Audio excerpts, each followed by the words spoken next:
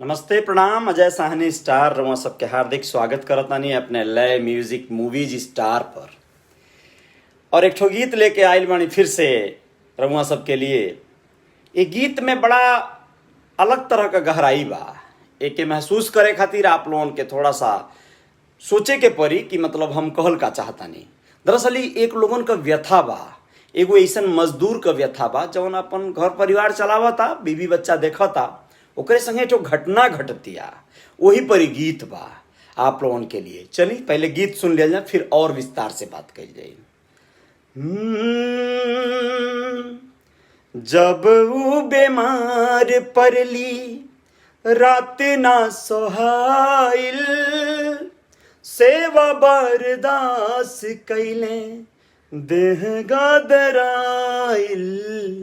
जब ऊ बीमार पड़ली रात ना सोहाइल, सेवा बर्दाश्त कैले देह गदराइल।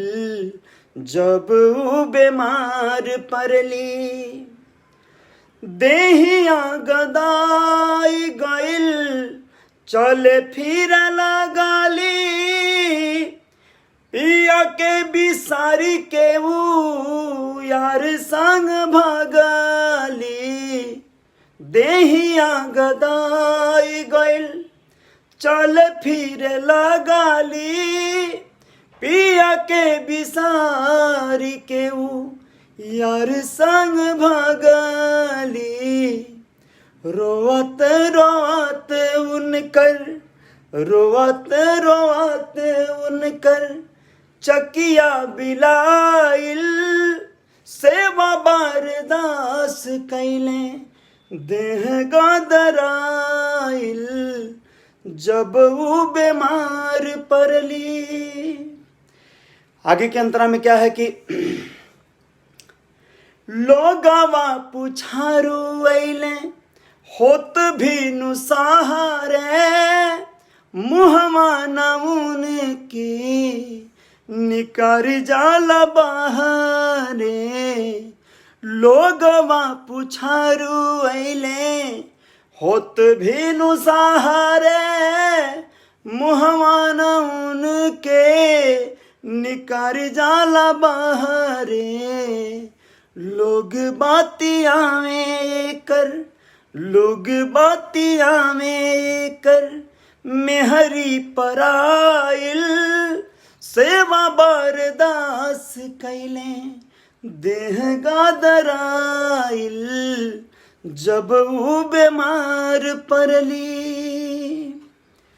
अब आगे और भी व्यथा ये है, मेहरी के बादे बापू भाई सब हरले, मेहरी के बादे उता माई के बिसरले।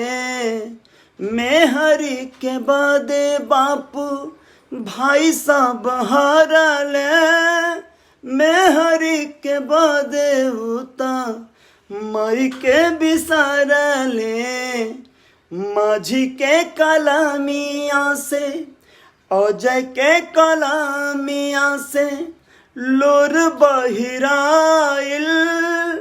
जब वो बीमार पड़ली रात ना सोहाइल, सेवा बर्दाश्त कैले देहिया गदाइल।